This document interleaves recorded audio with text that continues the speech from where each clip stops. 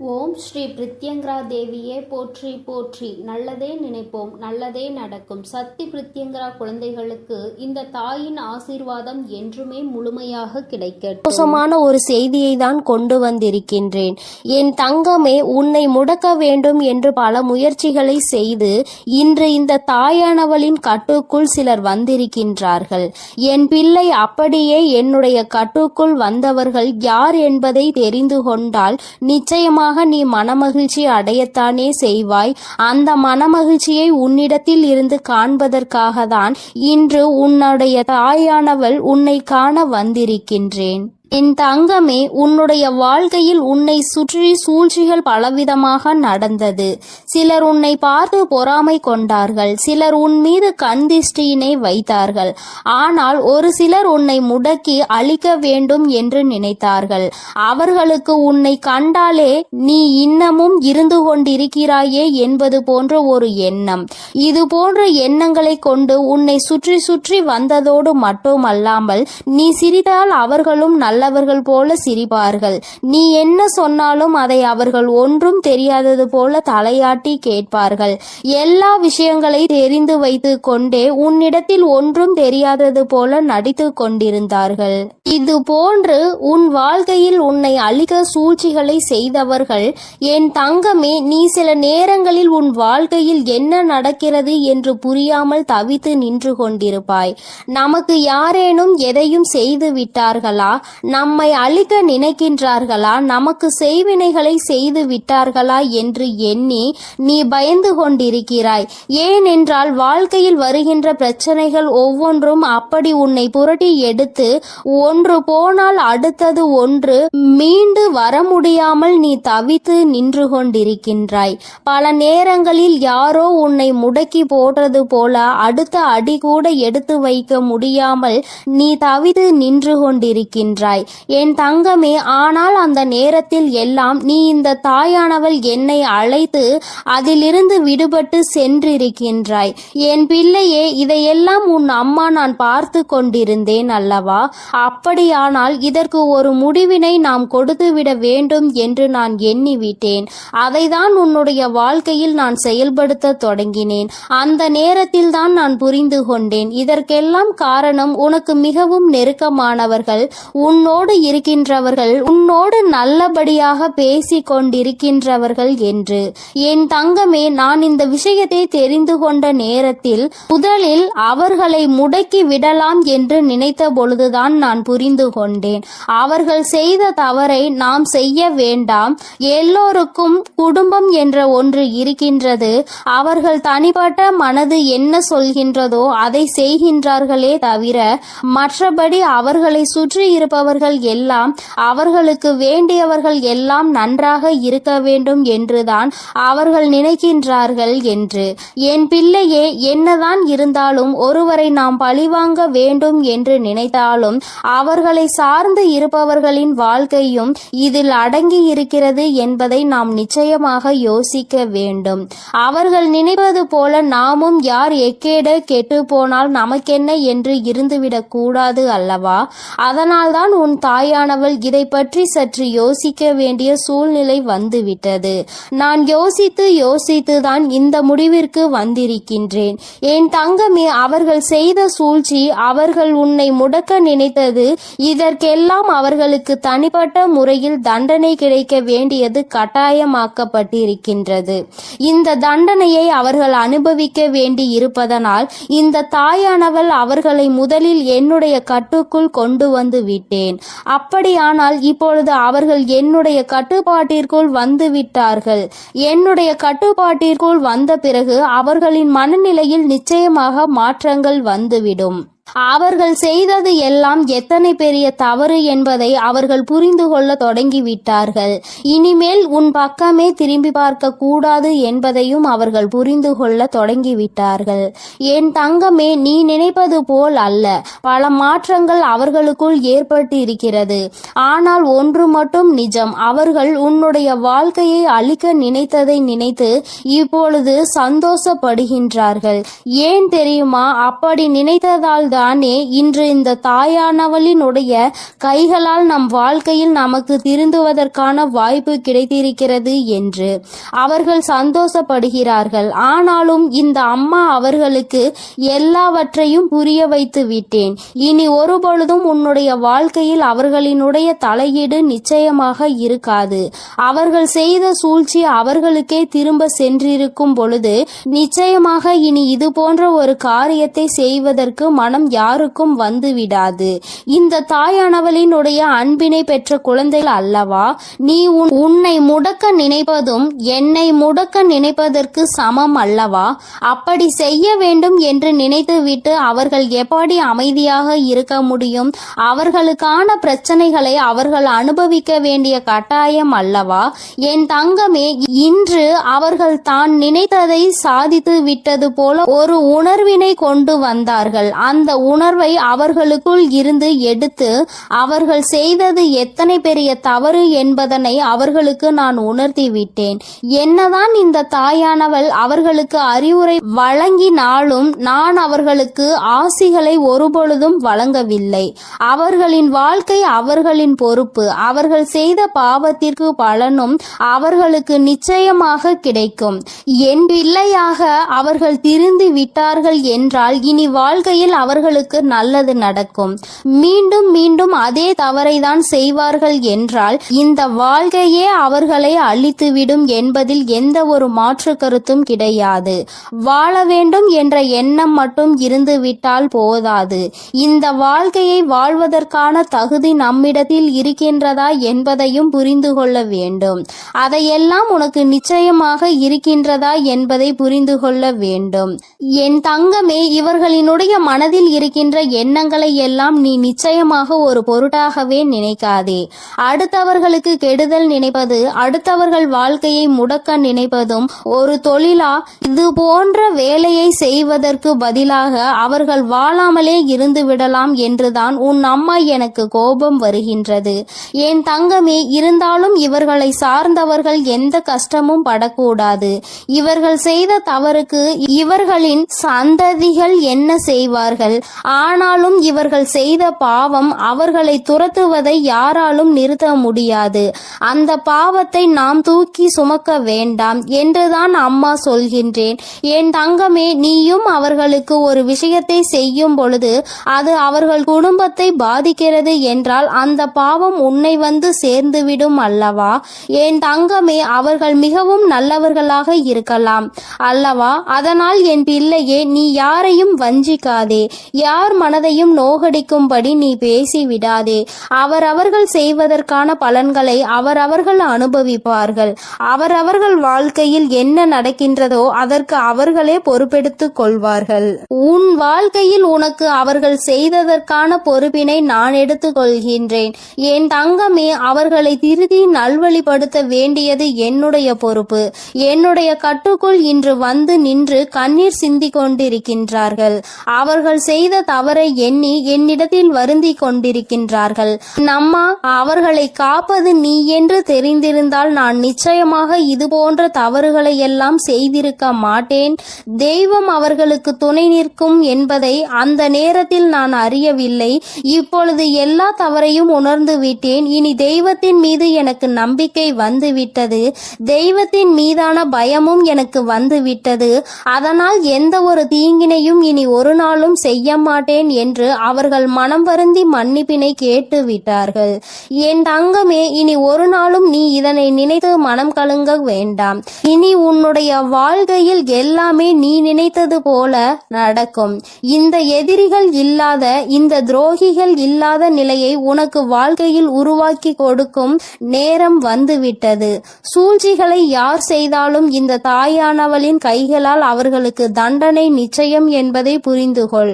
உடனே நீ நடக்கவில்லை என்பதற்காக மனதை தளரவிட்டு விடாதே. நிச்சயமாக அம்மா அதற்கான வேலைகளையும் அதற்கான நாளையும் குறித்து விட்டேன். மிக விரைவாகவே எல்லாம் நடக்கும் பொழுது நீ மனமகிழ்ச்சியினை நிச்சயமாக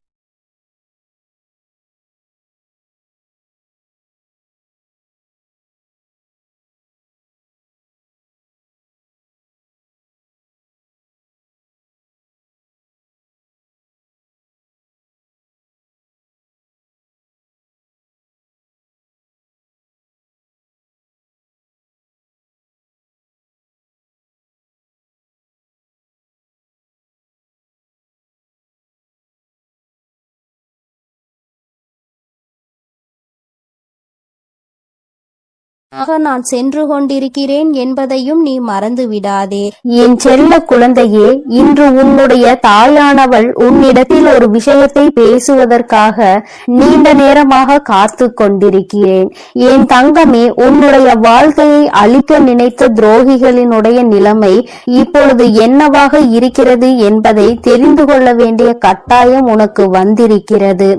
என் தங்கமே, இந்த தாயானவள் அவர்களுக்கு தண்டனை கொடுப்பதற்கு நான் சென்றிருந்தேன்.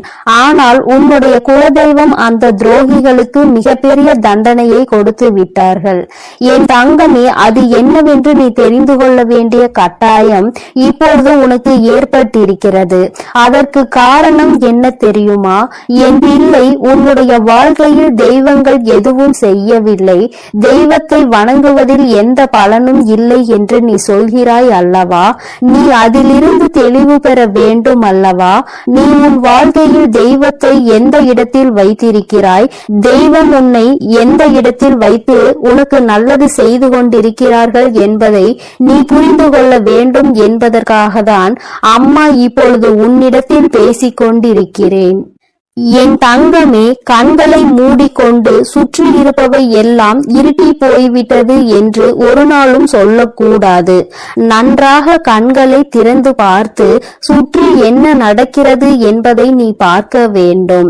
என் தங்கமே, அப்பொழுதுதான் இந்த வாழ்க்கை உனக்கு என்ன கொடுக்கிறது என்பதை உன்னால் புரிந்து கொள்ள முடியும்.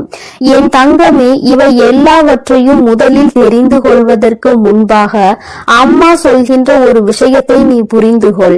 என் தங்கமே, ஒருவருக்கு உன்னை போராடி உன்னுடைய நிலைமையை நீ புரிய வைக்க வேண்டும் அல்லது உன்னுடைய சூழ்நிலையை புரிய வைக்க வேண்டும் என்ற நிலை உனக்கு வரும் என்றால், என் தங்கமே, உன்னுடைய மனதோடு சில நொடிகள் போராடி அவர்களை விட்டு நீ மறந்து விலகி செல்வது மிகவும் நல்லது.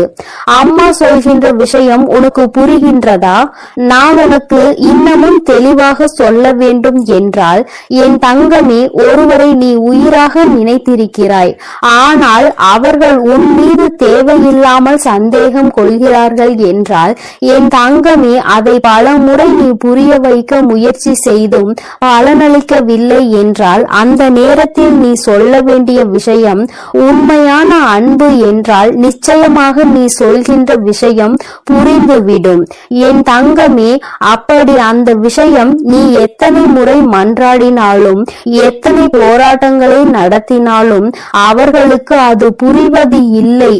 அதனால் அந்த இடத்தில் நீ உன்னை நிரூபிப்பதற்கு பதிலாக உன்னுடைய மனதோடு சில நொடிகள் போராடி இது போன்ற வாழ்க்கை உனக்கு தேவையில்லை, இதை மறந்துவிடலாம் என்ற தைரியத்தை பெற்று விலகிவிடுவது மிகவும் நல்லது. என் பிள்ளையே, அம்மா சொல்வது இன்று வேண்டுமானால் உனக்கு கஷ்டமாக இருக்கலாம். அது எப்படி என்னுடைய வாழ்க்கையை நான் விட முடியும், என்னதான் நினைத்தாலும் என்னதான் செய்தாலும் அவர்களை விட்டு ஒருபொழுதும் நான் விலக மாட்டேன் என்று நீ சொல்லலாம். ஆனால் என் தங்கமே, உண்மை என்னவென்று நீ புரிந்து கொள்ள வேண்டும் அல்லவா? என் தங்கமே, உன்னுடைய வாழ்க்கைதான், நான் இல்லை என்று சொல்லவில்லை. என்னாலும் போராடி கொண்டே ஒரு வாழ்க்கையை எப்படி உன்னால் கடந்து செல்ல முடியும்? என் தங்கமே, இதையெல்லாம் நீ புரிந்து கொள்ள வேண்டும். இந்த வாழ்க்கையில் இதையெல்லாம் நீ கட்டாயமாக தெரிந்து கொள்ள வேண்டும். எல்லாவற்றையும் கடந்து நீ வாழ வேண்டும். ஓரிடத்திலேயே முடங்கி கிடக்க கூடாது. ஒருவருக்காக உன்னுடைய ஒட்டுமொத்த வாழ்க்கையையும் நீ வீணடித்து விடக் கூடாது என்றுதான் அம்மா உனக்கு சொல்கிறேன். சரி, இதை நீ புரிந்து கொண்டால் உனக்கு நல்லது. என் தங்கமே, இப்பொழுது நான் உன் வாழ்க்கையில் உனக்கு துரோகங்களை செய்தவர்களின் நிலை என்னவாக இருக்கிறது என்றும் உனக்கு சொல்கிறேன். அதனை நீ கேள். உன்னுடைய குலதெய்வம் அவர்களுக்கு என்ன தண்டனை கொடுத்தார்கள் என்பதையும் சொல்கிறேன். என் தங்கமே, உனக்கு காயங்களை கொடுத்தவர்கள் உனக்கு மிகவும் நெருக்கமானவர்கள், உன்னுடைய குடும்பத்தில் ஒருவர். என் தங்கமே, உன்னுடைய குலதெய்வம் முன் வந்து அவர்களுக்கு தண்டனை கொடுத்ததற்கு காரணம் அவர்களும் அவருடைய குலப்பிள்ளை அல்லவா? தன்னுடைய பிள்ளைகள் நல்லது செய்தால் சந்தோஷப்படுபவர்கள் தன்னுடைய பிள்ளை தவறு செய்தாலும் அதனை நிச்சயமாக தட்டி கேட்டு விடுவார்கள் என்பதில் எந்த ஒரு மாற்றமும் கிடையாது. என் தங்கமே, இப்பொழுது உன் வாழ்க்கையில் அதுதான் நடந்திருக்கிறது. உன்னுடைய குலதெய்வம் அவர்களுக்கு கொடுத்திருக்கிற தண்டனை எதிரிக்கு கூட வரக்கூடாது என்று நான் சொல்லி முடித்ததும் நீ நிச்சயமாக நினைப்பாய். ஏனென்றால் அவர்களுக்கு கொடுத்த தண்டனை அப்பேற்பட்ட தண்டனை. என் தங்கமே, குலத்தில் இருந்து கொண்டு எல்லோருமே ஒரே உறவாக இருந்து கொண்டு தன்னுடைய குலத்தில் இருக்கின்ற மற்றவர்களுக்கு காயத்தை கொடுப்பது நியாயமற்றது. இதையெல்லாம் கேட்பதற்கு யாரும் இல்லை என்று அவர்கள் நினைத்து விட்டார்களா? இந்த குலதெய்வம் எதற்காக இருக்கின்றார்கள் என்பதை புரிந்து கொள்ளாமல் அவர்களுடைய ஆட்டம் அதிகமாகி விட்டது. இந்த ஆட்டத்தை நான் இப்பொழுது நிறுத்தவில்லை என்றால் இனி அவர்களை யாராலும் கட்டுப்படுத்த முடியாது. இதற்கு இவர்களுக்கு நான் கொடுக்கக்கூடிய தண்டனை அவர்கள் காலத்திற்கும் மறக்க முடியாத தண்டனையாக இருக்க வேண்டும். அதற்காக அவர்கள் செய்த விஷயம் என்ன தெரியுமா? அங்கே அவர்கள் உன்னுடைய துரோகியாக இருப்பவர்களுக்கு கொடுத்த தண்டனை அவர்கள் எப்பொழுது வேண்டுமானாலும் குலதெய்வத்தின் சன்னதிக்கு வரலாம், குலதெய்வத்தை வணங்கலாம், குலதெய்வத்திடம் என்ன வேண்டுமானாலும் கேட்கலாம். உன்னுடைய குலதெய்வம் ஒருபொழுதும் அவர்களினுடைய வேண்டுதல்களை செவி கொடுத்து கேட்க மாட்டார்கள். இவர்கள் என்ன சொல்ல வருகிறார்கள் என்பதை கூட திரும்பி பார்க்க மாட்டார்கள். அவர்களின் கண்ணீரை துடைக்க ஒரு நாளும் வரமாட்டார்கள். இப்படி ஒரு பிள்ளை தனக்கு இருந்ததையே அவர்கள் மறந்து விட்டார்கள். அவர்கள் முன்னால் வந்து நின்றால் கூட அவர்களால் குலதெய்வத்தால் அவர்களை உணர முடியாது. அந்த அளவிற்கு அவர்களுக்கு தண்டனையை அவர்கள் கொடுத்து விட்டார்கள். குலதெய்வம் கொடுத்த தண்டனை தன்னுடைய குலப்பிள்ளை என்ற அந்தஸ்தை தன்னிடம் இருந்து அவர்கள் பறித்து விட்டார்கள். நீ இனிமேல் என்னுடைய குழந்தை இல்லை, நான் உன்னுடைய குலதெய்வம் இல்லை என்று சொல்லி அவர்களுக்கு மிகப்பெரிய தண்டனையை கொடுத்து விட்டார்கள். என் தங்கமே, இப்பொழுது நீ நினைக்கலாம், அம்மா இவர்களுக்கு இந்த தண்டனையை குலதெய்வம் கொடுக்கிறார் என்பதை இவர்கள் எப்படி புரிந்து கொள்வார்கள், இதனை எப்படி அவர்கள் உணர்ந்து கொள்வார்கள் என்று நீ நினைக்கிறாய் அல்லவா? நிச்சயமாக ஒரு நாள் அவர்கள் புரிந்து கொள்வார்கள். எப்பொழுது தெரியுமா? வாழ்க்கையில் அதிக அடிபட்டு வாழ்க்கையில் மிகுந்த வேதனைப்பட்டு இனிமேல் எதுவுமே இல்லை என்கின்ற நிலை வந்துவிட்ட பிறகு அவர்கள் இதனை புரிந்து கொள்வார்கள். அப்பொழுது அவர்கள் தன்னுடைய ஜாதகத்தை எடுத்துக்கொண்டு போய் ஜோசியரிடம் சென்று பார்ப்பார்கள். அன்று அங்கு கிடைக்க போகின்ற பதில் என்ன தெரியுமா? உன்னுடைய வாழ்க்கையில் உன்னுடைய குலதெய்வம் உன்னை காக்க நிற்கவில்லை. நீ உன்னுடைய குலதெய்வத்திடம் இருந்து ஒதுங்கி வைக்கப்பட்டிருக்கிறாய். நீ செய்த பாவங்கள் எல்லாம் உன்னை துரத்தி அடித்து கொண்டிருக்கிறது. அதனால் உன் குலதெய்வம் உனக்கு கொடுத்த தண்டனையில் இருந்து உன்னால் ஒருபொழுதும் தப்ப முடியாது. ஒருவேளை நீ மனம் திரும்பி விட்டாயானால் இனிமேல் யாருக்கும் எந்த தவறுகளும் செய்ய மாட்டாய் என்றால் உன்னை மன்னிக்க வேண்டியது உன்னுடைய குலதெய்வம்தான். ஏனென்றால் இன்று உன்னுடைய இந்த நிலைக்கு அவர்கள் உன்னை ஒதுக்கி வைத்ததுதான், அவர்கள் உன்னை கண்ணெடுத்து பாராமல் இருப்பதுதான் காரணம். அதனால் அவர்களின் காலடிதான் உனக்கு நிரந்தரமான தீர்வு என்பதை அவர்கள் புரிய வைப்பார்கள். என் தங்கமே, இது போன்ற சூழ்நிலையை அவர்கள் வாழ்க்கையில் நான் உருவாக்கி கொடுத்து விடுவேன். அதனால் யார் என்ன கெடுதல் செய்தார்கள் என்பதை எல்லாம் நினைத்து நீ வேதனைப்பட்டு கொண்டிருக்காதே.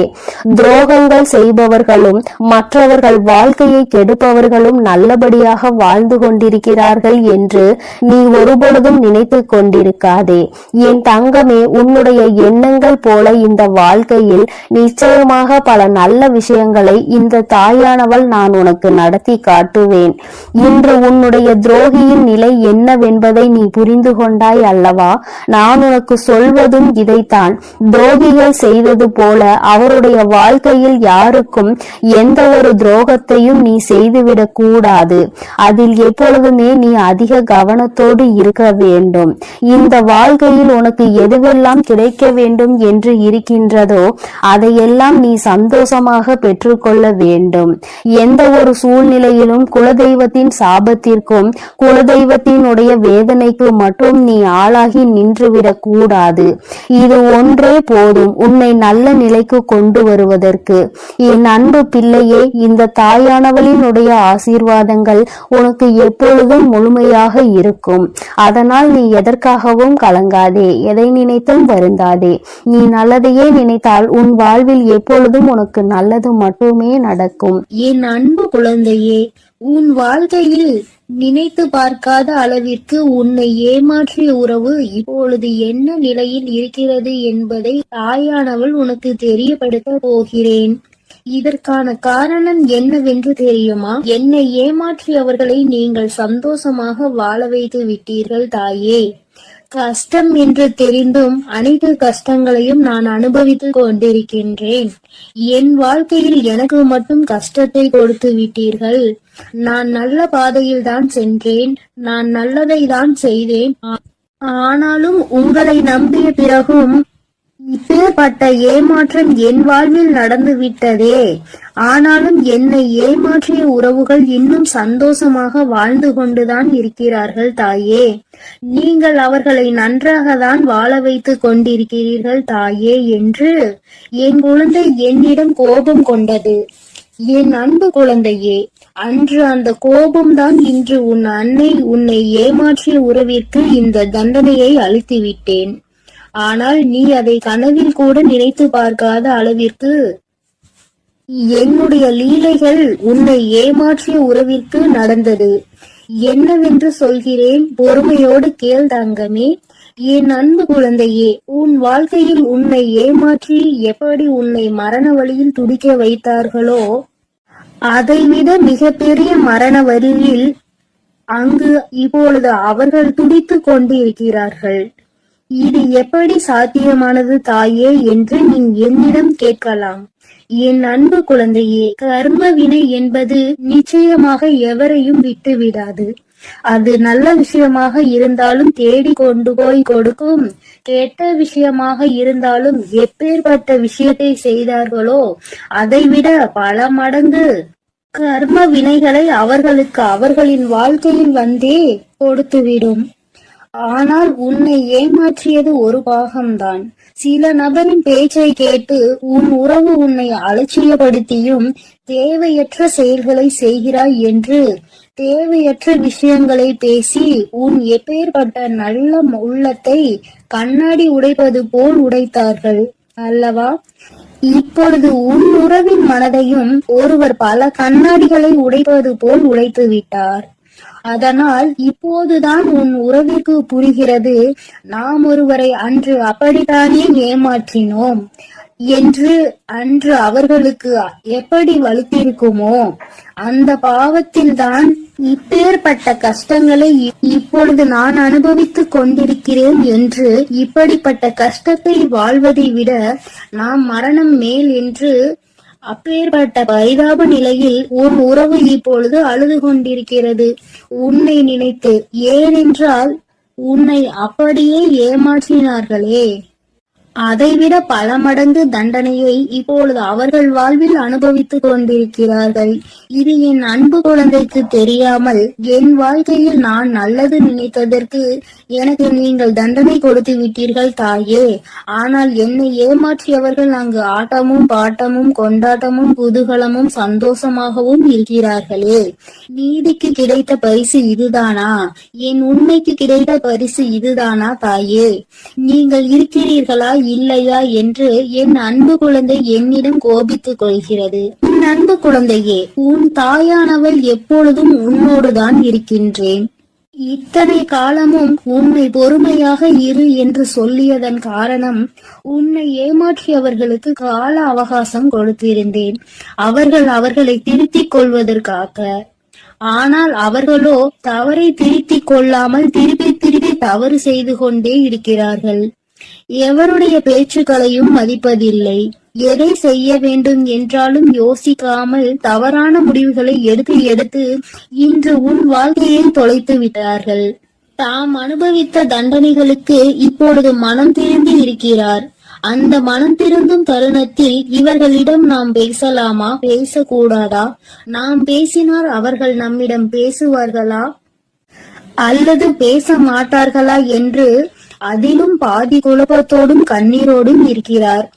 உன்னை ஏமாற்றிய உறவுகள், ஆனால் என் அன்பு குழந்தையே, உன்னை ஏமாற்றிய உறவுகள் இப்பொழுது மனம் திரும்பி வாழ்க்கையில் எது உண்மையான உறவு, எது பொய்யான உறவு என்று சிந்தித்துக் கொண்டிருக்கிறார்கள். ஆனால் அவர் அடுத்து பேசக்கூட நேரிடும். உன்னோடு சேர்ந்து வாழ வேண்டும் என்று சொல்வதற்கு கூட அதிக வாய்ப்புகள் உண்டு. அதனால் இப்பொழுது நீ என்ன முடிவு எடுக்கப் போகிறாய் என்று உன் கரங்களிலே நான் அதை விட்டுவிடுகிறேன். என்னிடம் சொல்ல வேண்டிய விடயங்களை உன்னுடைய பிரார்த்தனைகளில் வை. அதற்கான பதிலை கூடிய விரைவில் நான் உனக்கு கொடுப்பேன். எது வேண்டுமானாலும், என்ன வேண்டுமானாலும் உன் அன்னையிடம் உன் மனதில் பட்டதை அப்படியே சொல்லிவிடு. அதற்கான பதிலை உன் தாய் நாளையே கொடுக்கிறேன். என் தங்க பிள்ளையே, கூடிய விரைவில் என் கையில் இருந்து மிகப்பெரிய விஷயத்தை நீ பெறப்போகிறாய். உன்னுடைய கண்ணீர் அனைத்தும் ஆனந்த கண்ணீராய் மாறப்போகிறது. அதனால் தைரியமாக இரு. கூடிய விரைவில் அனைத்தும் நல்லதாக நடக்கும். என் தங்க பிள்ளையே, சில உறவுகளால் பல கஷ்டங்களையும் பல கண்ணீரையும் சிந்திவிட்டாய். இனிமேல் தைரியமாக இரு. உன் கண்ணீருக்கு பலனை நான் கொடுக்கிறேன். ஒவ்வொரு தருணமும் மாற்றம் உண்டாகும். உன் வாழ்க்கையில் மகிழ்ச்சியும் உண்டாகும். நீ எதை நினைத்தும் இனி கலங்க வேண்டாம். அவர்கள் அப்படி உன்னிடத்தில் வந்தால் நீ என்ன செய்ய வேண்டுமோ அதை நீ யோசித்து, ஒரு முறைக்கு 100 முறை யோசித்து செயல்படு. ஐயோ, நம் உறவு நம்மிடத்தில் வந்து விட்டார்களே என்று உடனே அவர்கள் சொல்வதையெல்லாம் கேட்டு மீண்டும் கண்ணீர் வடிக்க ஆரம்பித்து விடாதே. ஏனென்றால் அவர்கள் உன்னை முழுமையாக ஏற்றுக்கொண்டாலும் முழுமையாக திரிந்து விட்டார்களா என்பது நீ அவர்களோடு பழகும் போதுதான் உனக்கு புரியும். உனக்கு என்ன வேண்டுமானாலும் உன்னுடைய பிரார்த்தனையில் வை. உனக்கு என்ன கேள்வி கேட்க வேண்டுமானாலும் உன்னுடைய பிரார்த்தனையில் வை. அதற்கு எப்பொழுதும் பதில் கொடுக்க நான் தயாராக இருக்கிறேன். நான் உன்னோடுதான் இருக்கிறேன். உன் அருகிலேயே தான் இருக்கிறேன். இனி நீ எதை நினைத்தும் கலங்க வேண்டாம். எதற்காகவும் வருந்த வேண்டாம். நல்லதே நினை. உன் வாழ்வில் எப்பொழுதும் உனக்கு நல்லது மட்டுமே நடக்கும். என் அன்பு பிள்ளையே, இதுவரை நீ அழுது கொண்டிருந்த நாட்கள் எல்லாம் முடிந்து விட்டது. இனி வரப்போகும் நாட்கள் உனக்கு நல்லதாகவே அமையும். ஓம் சக்தி, ஓம் ஆதிபரா சக்தி, ஓம் சக்தி, ஓம் ஆதிபரா சக்தி, ஓம் சக்தி, ஓம் ஆதிபரா சக்தி, ஓம் சக்தி, ஓம் ஆதிபரா சக்தி. ஓம் ஸ்ரீ வராஹிதாயே போற்றி போற்றி, ஓம் ஸ்ரீ வராஹிதாயே போற்றி போற்றி. பஞ்சமியின் நாயகியே போற்றி போற்றி, சிம்ம வாகினியே போற்றி போற்றி. என் அன்பு பிள்ளையே, உன்னுடைய தாயானவள் எப்பொழுதும் உன்னுடனே இருந்து உனக்கான அனைத்தையும் நான் சரி செய்து கொடுவேன் என்ற நம்பிக்கையோடு நீ இருந்தால் போதும். உனக்கு கஷ்டம் வரும் நேரங்களிலெல்லாம் என்னுடைய நாமத்தை நீ உறக்கச் சொல்லிக் கொண்டே இரு. இந்த தாயை மீறிய சக்தி உன்னுடைய வாழ்க்கையில் எதுவும் கிடையாது. என்னுடைய நாமத்தை நீ சொல்லிக்கொண்டே இருப்பாயானால் உன்னை நெருங்குகின்ற ஆபத்து வந்த வழி தெரியாமல் பறந்து போகும் என்பதை நீ நினைவில் வைத்துக்கொள். என் தங்கமே, உன்னுடைய தாயானவள் எப்பொழுதும் உன்னோடுதான் இருக்கிறேன். அதனால் நீ எதற்காகவும் கலங்க வேண்டாம். எதை நினைத்தும் பயப்பட வேண்டாம். நான் உன்னோடு இருக்கிறேன் என்பதை நினைவில் வைத்து. என் அன்பு குழந்தைக்கு இந்த சக்தி பிரித்யங்கராவின் அன்பும் ஆசீர்வாதமும் முழுவதுமாக கிடைக்கும். ஓம் ஸ்ரீ பிரித்யங்கரா தேவியே போற்றி போற்றி, ஓம் ஸ்ரீ பிரித்யங்கரா தேவியே போற்றி போற்றி.